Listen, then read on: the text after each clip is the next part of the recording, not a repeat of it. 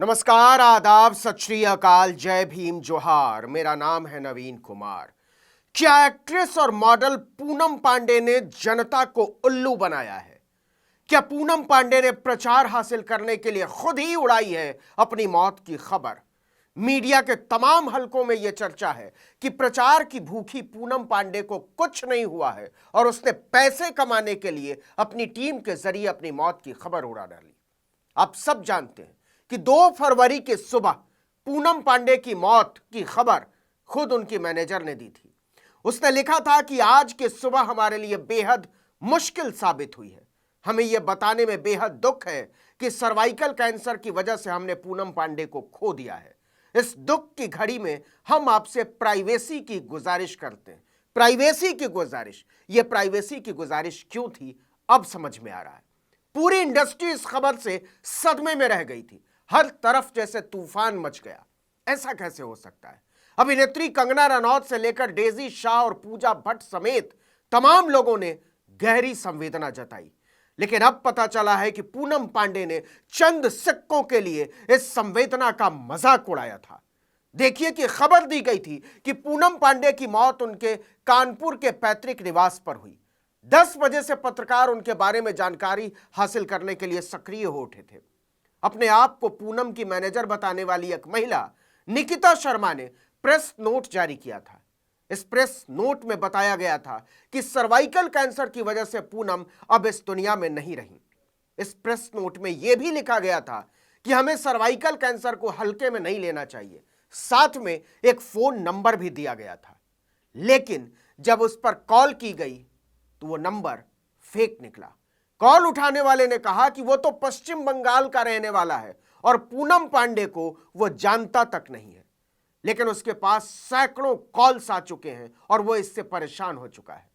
जब मीडिया ने उनकी टीम से बात की तो वो नहीं बता सके कि उन्हें किस अस्पताल में एडमिट कराया गया था। इस पूरे प्रकरण में न तो कहीं उनका परिवार नजर आ रहा है, न उनका शव, और न ही कोई ऐसा आदमी जो इस पर पुख्ता जानकारी दे सके कि आगे क्या होने वाला है।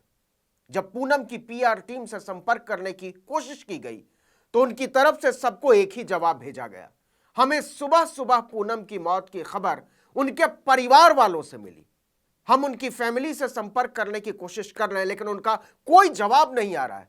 अभी तक बस इतना पता चला है कि उनकी बॉडी कानपुर में है, लेकिन कानपुर में 2 फरवरी को पूनम पांडे नाम की किसी महिला का शव किसी भी अस्पताल या शवगृह या शवदाह गृह तक नहीं पहुंचा था। किसी को नहीं पता था कि पूनम पांडे का अंतिम संस्कार कहां किया जाएगा या किया जा चुका है।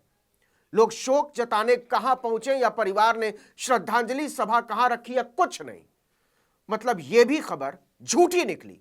दोपहर तक यह खबर उड़ती है कि पूनम पांडे का घर कल्याणपुर इलाके में है, लेकिन यह भी खबर झूठी निकली। मुंबई में पत्रकारों ने पूनम पांडे की बहन श्रद्धा पांडे से संपर्क करने की कोशिश की, लेकिन उन्होंने किसी का फोन नहीं उठाया। यह सारी चीजें संदिग्ध हैं। पूनम पांडे ने अपनी मौत की खबर उड़ाकर लोगों को मूर्ख बनाया है, इसका शक तब गहराया जब उनके ड्राइवर महबूब ने खुलासा किया। उन्होंने कहा कि केवल 2 दिन पहले तक मैडम बिल्कुल ठीक थी, तंदुरुस्त थी। 30 जनवरी को उन्होंने उन्हें छुट्टी पर भेज दिया और फिर खबर आती है कि पूनम पांडे नहीं रही। सवाल उठने लगे कि आखिर पूनम पांडे ने अपने ड्राइवर महबूब को छुट्टी पर क्यों भेजा। देखिए, पूनम पांडे मुंबई के अंधेरी वेस्ट इलाके के मिल्लत नगर में अपने कुत्ते के साथ अकेली रहती थी। उनके सिक्योरिटी गार्ड आमीन का भी कहना है कि 30 जनवरी को ही उन्होंने आखिरी बार पूनम को देखा था। उनकी बिल्डिंग में रहने वाले लोगों तक को नहीं पता कि सच क्या है, वो भी परेशान है। कुछ लोगों का यह भी कहना है कि घटना से केवल 1 दिन पहले शाम तक पूनम पांडे बांद्रा वाले अपने फ्लैट में थी और अचानक कहीं बाहर निकल गई। पूनम पांडे के घटिया मजाक का शक इसलिए भी गहराता चला जाता है कि 3 दिन पहले ही उन्होंने इंस्टाग्राम पर गोवा में हुए एक इवेंट अटेंड करने का वीडियो डाला था। इस वीडियो में वो एकदम फिट और बढ़िया नजर आ रही है। इसी बीच पूनम का कुछ दिन पुराना एक वीडियो तैरने लगता है सोशल मीडिया पर। इस वीडियो में वो बोलती नजर आ रही है कि काफी दिनों से मैंने कोई सरप्राइज नहीं दिया है, मैं जल्दी ही कुछ बड़ा सरप्राइज देने वाली हूं। इसी के बाद कहा जाने लगता है कि मौत की खबर उड़ाना पूनम की सस्ती पब्लिसिटी का हिस्सा है। अब तो उनके फैंस भी बोल रहे हैं कि पूनम पांडे इतनी सस्ती नौटंकी मत करो। उनके एक फैन ने कहा कि पूनम तुम्हें आज ही देखा था, झूठ मत बोलो, प्रैंक मत करो। इसी तरह एक और फैन ने लिखा कि क्या पूनम का अकाउंट हैक हो गया है। एक और यूजर ने लिखा ऐसा कैसे हो सकता है, कोई कैंसर से अचानक कैसे मर सकता है। यह मार्केटिंग गिमिक है। पूनम के करीबी दोस्त नितिन मिरानी ने इंस्टाग्राम पर लिखा कि मैं इस खबर से शॉक रह गया, सदमे में रह गया। मुझे लगा था कि फिर से किसी ने तुम्हारा अकाउंट हैक कर लिया है और तुम मुझे कॉल करके कहोगी मिरानी फिर से अकाउंट हैक कर लिया। क्या करूं? जब हमारी लास्ट बात हुई थी तब बता तो देती। हम सब ने बहुत कुछ सहा है और तुमने हमेशा सब कुछ शेयर किया। 5 दिन पहले कॉल पर तुमने कहा था कि मिलते हैं। धीरे धीरे खबर उड़ने लगी कि पूनम पांडे को कुछ नहीं हुआ है। पूनम पांडे ने अपनी मौत की खबर खुद उड़वाई है और इसके पीछे एक खास वजह है। सूत्रों के मुताबिक उसने एक सर्वाइकल कैंसर की वैक्सीन को प्रमोट करने के लिए खुद ही यह घटिया मजाक किया है। बताते हैं कि वो वैक्सीन कुछ ही समय पहले बाजार में आई है। सोशल मीडिया पर कहा जा रहा है कि पूनम पांडे ने उसके प्रचार के लिए मोटा सौदा किया है। उसी वैक्सीन को प्रमोट करने के लिए पूनम ने इस तरह की घटिया खबर फैलाई। क्या आप इस घटियापन के बारे में अंदाजा लगा सकते हैं? अगर पूनम पांडे ने वाकई पैसा कमाने के लिए अपनी मौत की झूठी खबर उड़ाई है तो इससे फूहड़, इससे घटिया और इससे घिनौना कुछ नहीं हो सकता।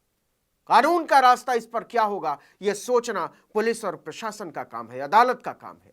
लेकिन कैंसर और मौत जैसे संवेदनशील विषय पर लोगों की भावनाओं की खिल्ली उड़ाने से ज्यादा अश्लील, इससे ज्यादा भोंडा और इससे ज्यादा बर्बर कुछ नहीं हो सकता। पूनम पांडे ने अगर किसी वैक्सीन या दवाई के प्रचार के लिए ऐसा किया है तो उस वैक्सीन और दवाई को बनाने वाली कंपनी की सोच पर भी शर्मिंदगी होती है। अश्लीलता वो थी या नहीं जब पूनम पांडे ने कहा था कि अगर टीम इंडिया वर्ल्ड कप जीतती है तो मैं सारे कपड़े उतार दूंगी।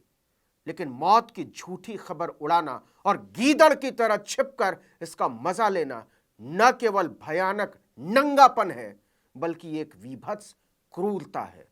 पूनम पांडे जिंदा हैं या मर गईं नहीं पता, लेकिन दोनों ही सूरतों में उन्हें श्रद्धांजलि दे दी जानी चाहिए।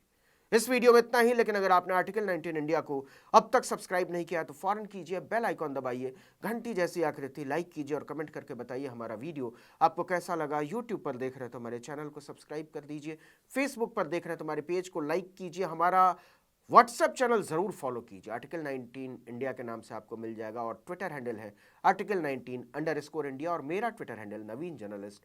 आप हम दोनों को फॉलो कर सकते हैं। नमस्कार।